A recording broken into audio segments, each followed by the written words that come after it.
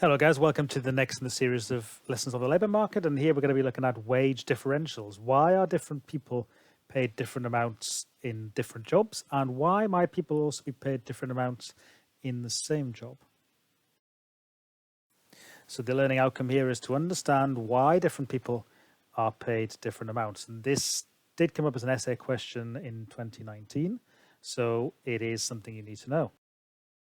So as a little starter exercise, we're going to play a little game called The Wage is Right, based on an old game show called The Price is Right. So you've got to guess the wage rate. So the question is, could you guess the weekly UK median earnings of air traffic controllers? So on average, what does the average air traffic controller in the UK earn in the UK each week? Pause the video, have a think about it.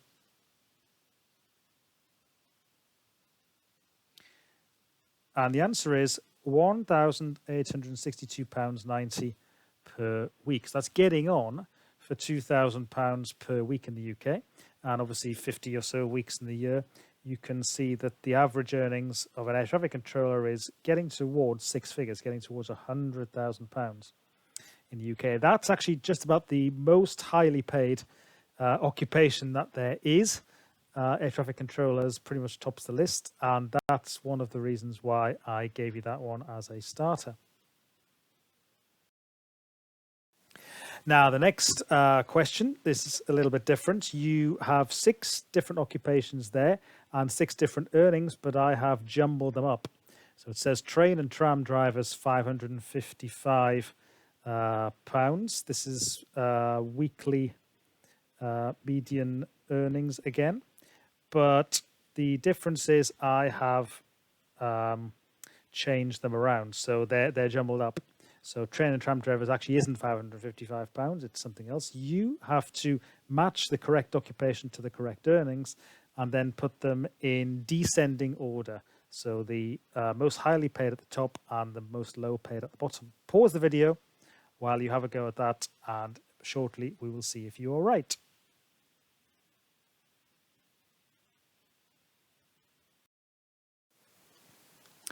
So hopefully you got the right answers there. We've got legal professionals at the top, £1,326.20. Train and tram drivers next, then IT project managers, nurses, legal secretaries, and finally cleaners. So well done if you got those correct. So we can use a bit of economic theory to now try and explain why some of these jobs are paid more than others. So if we take a demand and supply approach, first of all, why are doctors paid more than refuse collectors? So if we take doctors, which are represented by supply of doctors SL1, demand for doctors DL2, we see that doctors are paid a high wage rate of W1. Now, why is that? Well, the number of people who are willing and able to be a doctor at any given wage rate is going to be quite low. So you've got 6 years of medical school, 1 year on the job, and a lot of people are just not going to be capable, not going to be willing or able to undertake that level of training, may not have the qualifications necessary to do it as well. So supply will lie a long way to the left on our diagram. So SL1 is a long way to the left. It's also fairly inelastic, and this is to do with the occupational immobility of labour. So if you raise the wage rate of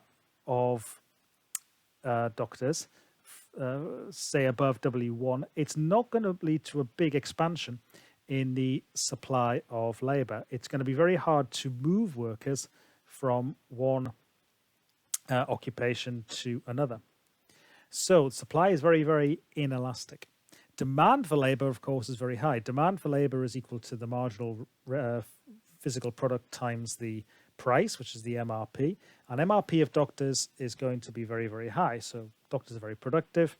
And although, of course, in the UK we have the NHS, nonetheless, in a market situation, doctors are going to command a very, very high price for their skill. Healthcare is very, very income elastic. And it's also very, very expensive. Health inflation far outstrips the general inflation. So MRP is very high for doctors. So demand is going to be very, very high for doctors at DL2 there. Now, refuse collectors is a little bit different.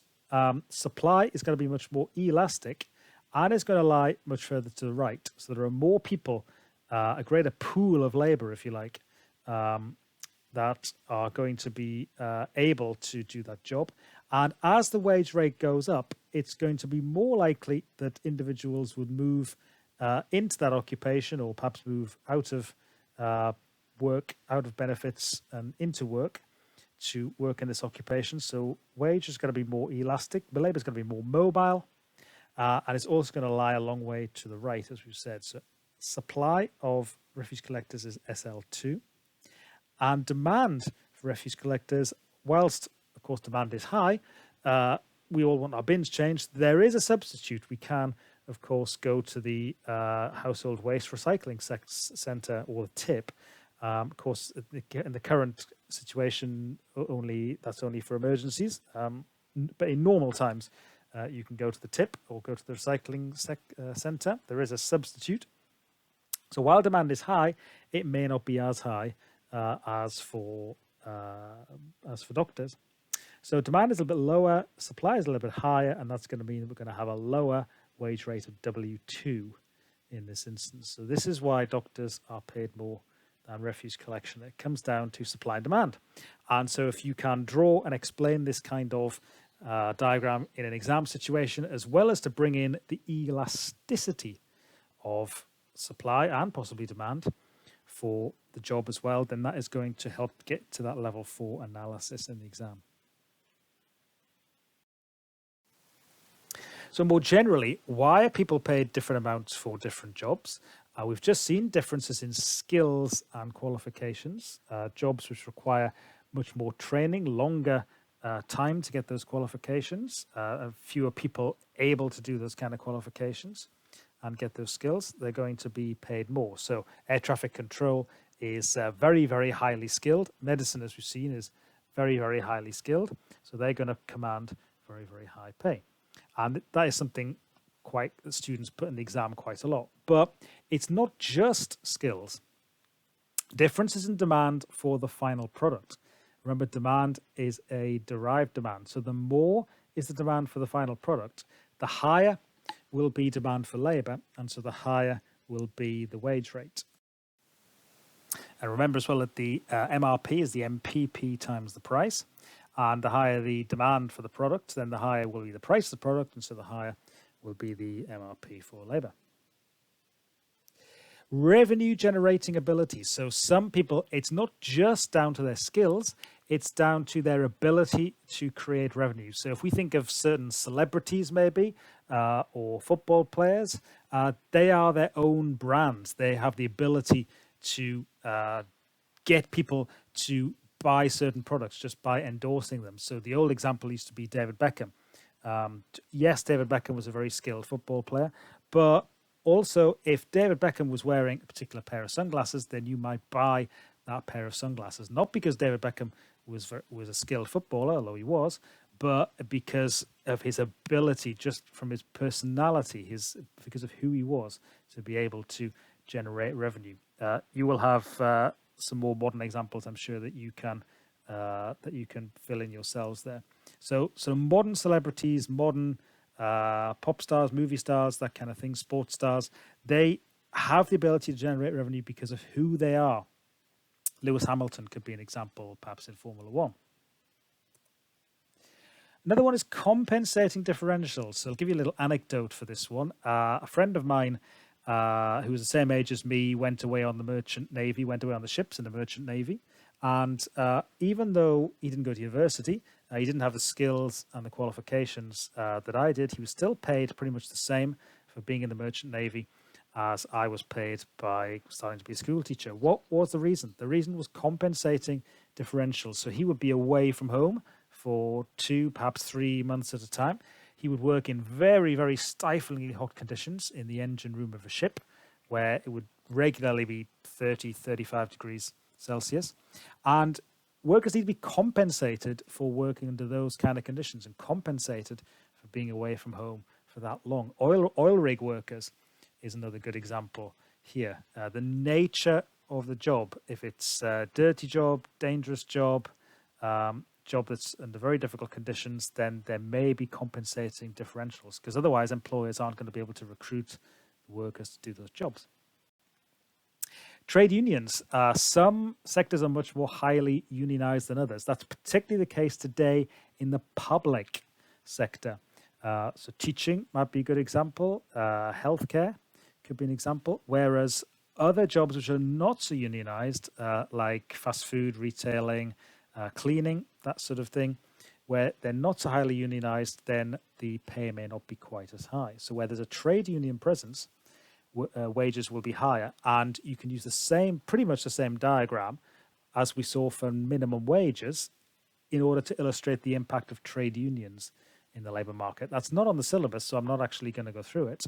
But you could, instead of putting minimum wage on your labour market diagram, you could just put trade union wage, and you've more or less got the same impact on the labour market. Similarly, public versus private sector, we're going to look at the difference between public sector and private sector pay in a separate lesson, so I'll leave that one, but just be aware that there is a difference between public sector pay and private sector pay. And we've also seen in a previous lesson the difference between monopsony and competitive labour markets. And why are people paid different amounts then for the same job? So one is gender. So we're going to look in a separate lesson at the gender pay gap.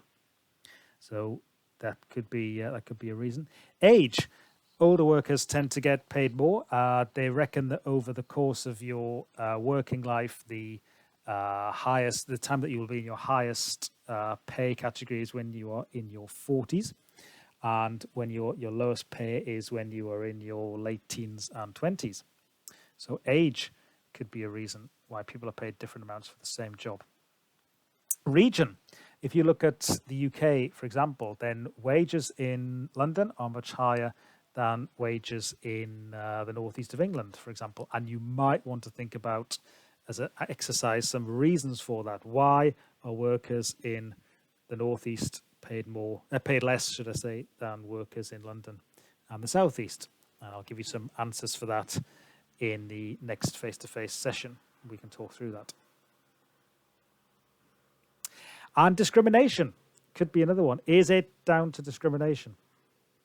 And this could be discrimination on the grounds of gender, could be on the grounds of religion, could be on the grounds of race, could be all sorts of different things. So discrimination is a possibility.